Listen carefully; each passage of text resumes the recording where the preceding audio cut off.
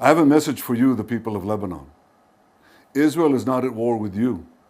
We're at war with Hezbollah, that has taken your country hostage, that does Iran's bidding.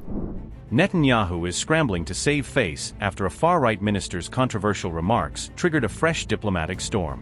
On camera, Netanyahu directly addressed Lebanon in an apparent effort to contain the fallout from Ben-Gvir's remarks.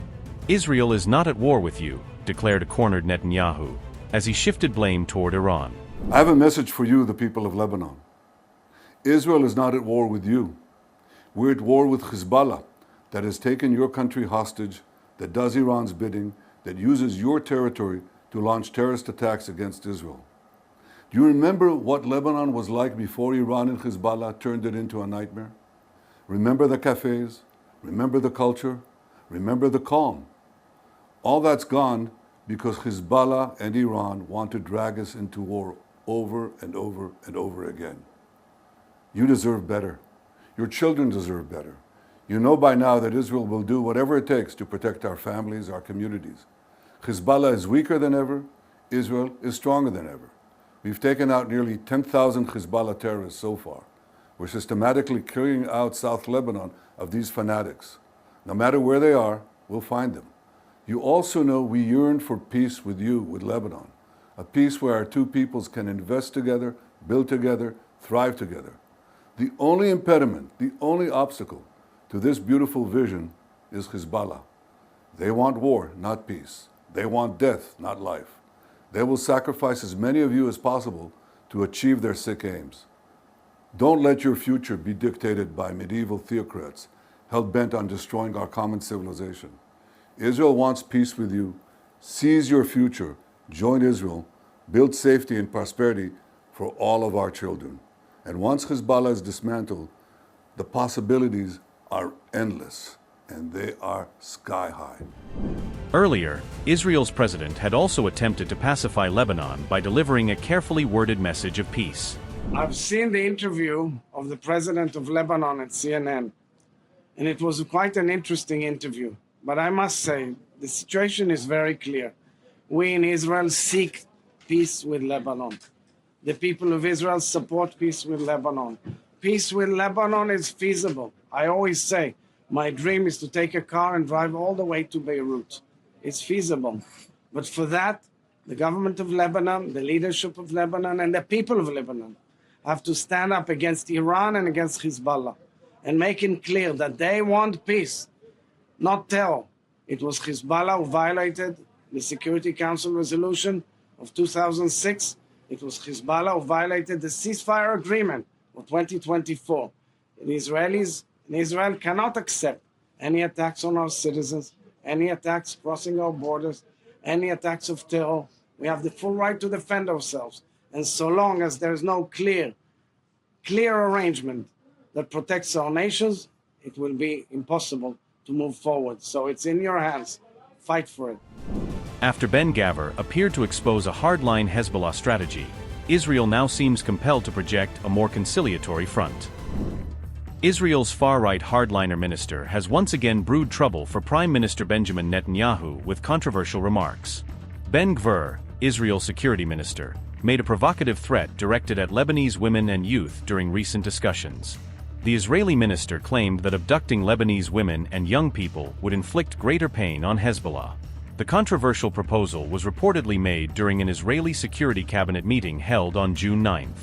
Ben-Gvir, a close ally of Netanyahu, also pushed for significantly more aggressive measures against Hezbollah. The Israel minister said, and I quote, "Let's start thinking outside the box about Hezbollah. Conquer territory and kill many Hezbollah fighters, but also abduct their women and youth, and taking them to prisons is what hurts them the most." Other members of Israel's cabinet reportedly voiced support for intensifying military raids across Lebanese territory. According to reports, Israeli forces have detained Lebanese civilians during the course of the conflict with Hezbollah. At least 1,316 Lebanese citizens have reportedly been taken into custody by Israeli troops, claimed Press TV. The detentions are reportedly carried out under an Israeli law allowing individuals to be held for indefinite periods. Ben-Gvir's remarks come as fresh skirmishes erupt between Israel and the Iran-backed Hezbollah movement.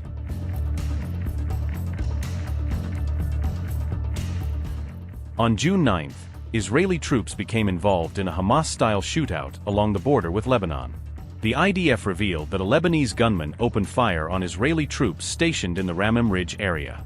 The IDF said, and I quote, "A short while ago, an initial report was received regarding gunfire directed at IDF forces operating in the Ramim Ridge area.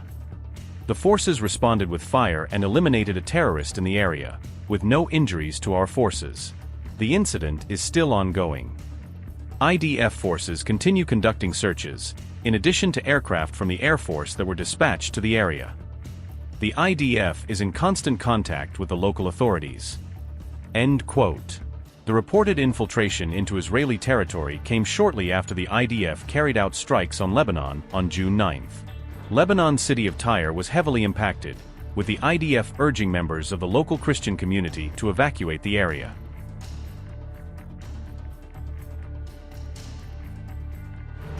Hezbollah says it launched a new series of attacks targeting Israeli forces operating in southern Lebanon on June 8th.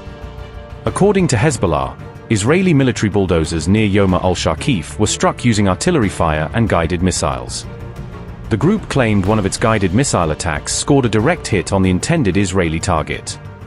Hezbollah stated that its latest operations were focused on Israeli troops and military assets inside Lebanese territory. Notably, Hezbollah's latest statement did not include claims of attacks on targets inside Israel itself. Iran International reported, and I quote, "In statements posted on Telegram, the group said it first struck an Israeli military bulldozer on the southeastern outskirts of Yoma al-Shakif with artillery shells before targeting another bulldozer in the same area with a guided missile." Hezbollah claimed the missile strike achieved a confirmed hit. The group also said it fired artillery shells and rockets at gatherings of Israeli soldiers and military vehicles near Yoma al-Shakif and Ain Atta. Unquote. Earlier, Israeli airstrikes reportedly killed 2 people in southern Lebanon as the death toll continued to rise in and around Tyre. The attacks unfolded against the backdrop of heightened regional tensions following the latest escalation between Iran and Israel.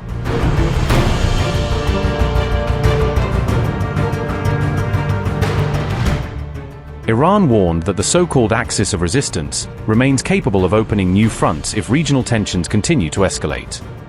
An aide to Iran's leadership warned that Tehran and its regional allies have both the capability and the determination to activate additional fronts if required.